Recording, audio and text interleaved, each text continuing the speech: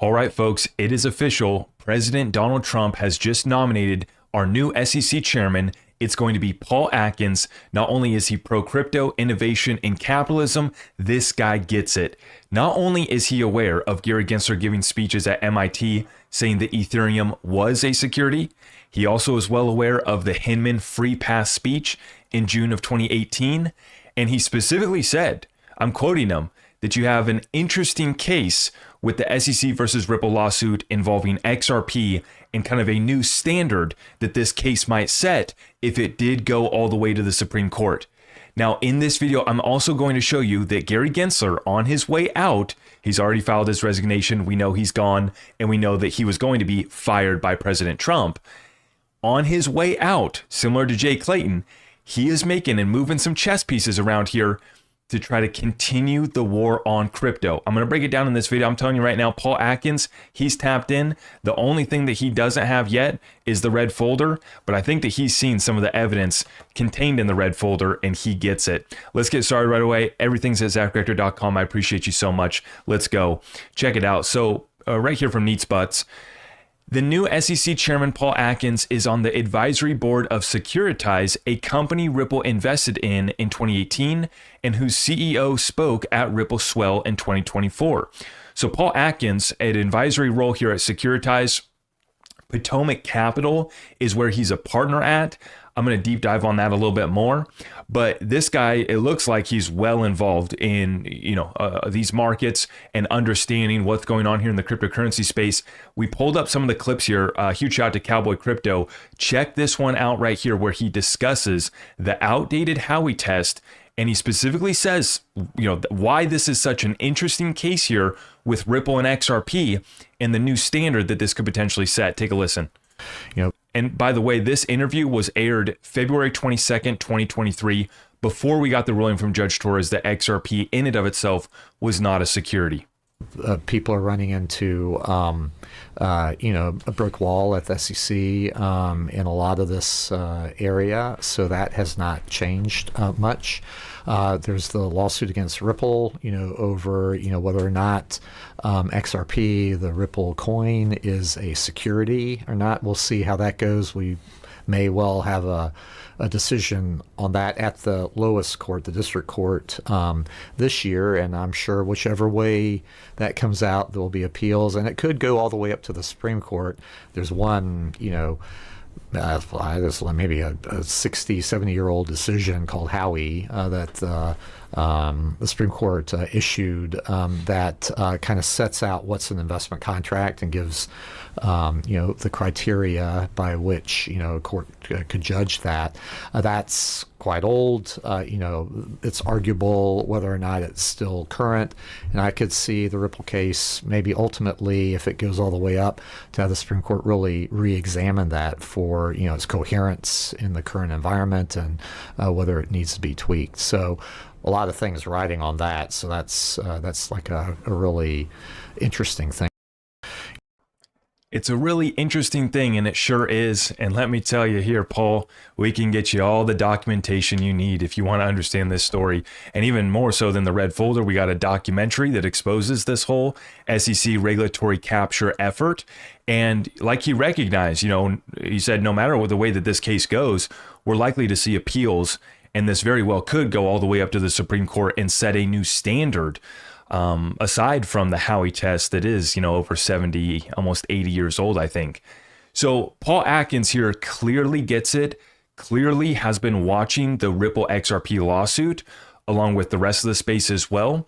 I'm going to play this next clip right here where he mentions XRP, and you're going to hear, this is the part where he mentions Gary Gensler at MIT, because the question before this was, what do you think of this current chairman? This clip is from January of 2022 as well. And he explains how Gary Gensler, and so many of us thought that he was going to be a pro-innovation, pro-crypto SEC chairman because he understood it. And you're going to hear Paul mention at MIT where Gary Gensler gave lessons and gave a speech. We have the Gary Gensler speech at MIT where he said that he thought Ethereum was a security. Now, for the past 3 years, it's been nothing but him and Han, and can't give a straight answer. And then you're also going to hear him mention the Hinman speech. So take a quick listen on this one, January 2022. I think his, he had that lecture at MIT that people can pull up on YouTube or whatever, where he talks about how Ether is a security. But we heard back under, the previous administration, Bill Hinman gave a speech where he talked about how Ether has morphed from arguably being a security at the beginning with its, how it came about and the organization around it, to how it's morphed into that arguably it's not a security. So that actually gave a lot of people some comfort, although it was only a speech by a staff member and it's not a statement or action of the commission. But at least that was something. So I think I think it's arguable that Bitcoin and Ether are not securities, and there's an indication that the SEC may well take that particular point. But I think the ramifications of declaring Ether to be a security are huge, and I don't think the market really understands what that would mean with rescission rights of people who have had, who have traded Ether. If it's an unregistered security, that could just have a huge impact on, that whole ecosystem of everything that's then based on that particular framework. So he gave a speech and they cashed it. And you guys know all about this story. And it looks like Paul's very well aware. And, it's just like what we say, too. It's not that we think that Bitcoin and Ethereum are securities now. It's just that the ICO that was conducted by the Ethereum Foundation was the most obvious investment contract done in the entire space at that time. Right. I mean, they openly bragged. We don't even have to get into it. Right. You guys know. And it's not that we want to see ETH harmed. We want to see ETH holders hurt. We want to see ETH go down. All we ever wanted was a level playing field. And it looks like we're going to get one because Paul Atkins, like I said, he gets it and he's tapped in with Hester Pierce on her safe harbor passage. So this is what he thinks that the SEC should be doing, providing, a little bit of clarity, a little bit of time for folks to try things out, right? Talking about innovation, how you should be allowed to get some things going and try some things out before you have to worry about, oh, did I create a security that I need to go register with the SEC? We need to let our capitalists and entrepreneurs innovate and not have to worry about getting stranglehold by regulatory, a regulatory enforcement approach. So take a listen on this clip here. Once again, same interview, January 2022. And Hester Peirce, I think she's done a great job in identifying the problems there at the SEC and how the agency is ducking the essential questions. She's proposed basically a safe harbor for people to be able to try out their new ideas and then see how they develop. And as then they grow over time, then they either register or not, depending on what the attributes of the particular asset might be. So those are kind of the things that I think the SEC should be exploring rather than a regulation through enforcement approach. Amen to that one. Amen to that one. So this is what we've been waiting for. And once again, I'm not going to hold my breath, but it does look really good. I mean, Gary Gensler, we thought looked pretty good coming in, right? So I think we still have some PTSD from that. But what we're going to see here is whether or not Paul Atkins can kind of follow through. But he's going to be up against a battle right here, folks. Watch this here closely because I'm going to show you a tweet here from John Reed Stark where he lays out. This is a guy who used to be at the SEC. He totally gets it. But John Reed Stark laying out how Gary Gensler is putting, some chess pieces are being moved right now on the board so that they can kind of continue this war on crypto. Check this out here, this tweet here from John Reed Stark. SEC Chair Gensler pulls off the first reverse Saturday night massacre. Okay, that's a little dramatic, but I like that intro, John. Okay. It looks like former SEC Commissioner Paul Atkins will be the next SEC chair, a phenomenal choice. So John Reed echoing comments from Christopher Giancarlo and others in this space that this is a phenomenal choice for SEC chair. But meanwhile, current SEC Chair Gensler is quietly working behind the scenes to lead the SEC from the grave.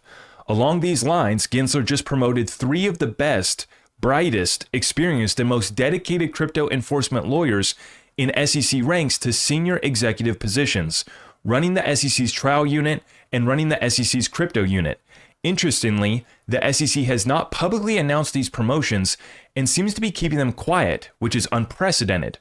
And much of the SEC's actions over the past handful of years have been unprecedented, to say the least. But these well-deserved promotions are a done deal. The stark reality is that it looks like the crypto fight is on post-January 20th, so get ready for World War III on day one, Chair Atkins, because these 3 crypto enforcement lawyers who are now in charge are some of the best in the business and will not roll over easily. Fail not at your peril, big crypto, because the SEC has not quite given up yet. George Tenriro is one of those lawyers that he's mentioning, 3 lawyers that just got promoted up into the upper ranks. George Tenriro was the lead SEC attorney against Ripple. How'd that program work out? Not so good. But George Tenriro, he also was the one that brought the lawsuit against Veritasium and Reggie Middleton, right? And the Veritasium community exposed a lot about George Tenriro. And, obviously in the SEC versus Ripple case, we took these guys to school. I mean, the Ripple legal assassins put on a clinic against the SEC. But what you're seeing right here is, in Jay Clayton fashion, Gary Gensler moving some things around here as he's hitting the exits. And so we're going to have to watch this closely. But here's my point. The SEC has job security for years and decades to come, going after all of the ICOs. Not saying that they have to go after Ethereum or they have to go after certain projects. I'm just saying there are plenty of ICOs and unregistered securities offerings that do meet the Howey test, and that are blatant violations of the law and disregard of the law. There is that going on. But we have to apply safe harbor and allow folks to come on in, just like they say, allow folks to come on in and make things right in good faith. And for those that aren't going to come in and make things right in good faith and who did conduct unregistered securities offerings or who continue to do similar offerings, the SEC has job security. We've always said that. These assets in and of themselves are not securities, but the ICOs, a lot of these launchpad, a lot of this stuff going on over here, they're going to get in trouble. They're going to get in trouble. The SEC trying to expand their jurisdiction, and then this is where they're getting reined back in through the losses that they're taking in the courts right now, because they're trying to go after these platforms and exchanges, saying that all of these assets are securities. Well, that's not the case. We need to codify that into law. That can be done through Congress. That needs to be done by Congress. And then we need an SEC chair like Paul Atkins, who's going to help drive that mission and rein back in these little bulldogs at the SEC who have been continuing these cases and causing massive damages to not just the XRP community, but the entire capital system, and the capital markets of the United States have really had a significant amount of damage done to them.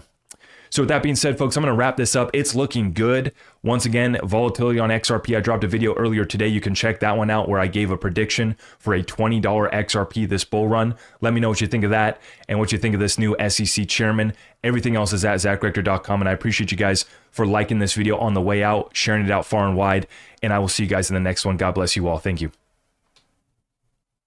I am your host, Zach Rector. I really appreciate all of the love and support. If you want to support the channel, just remember that you can start by smashing that thumbs up for me, sharing this content far and wide, and everything else is at my website.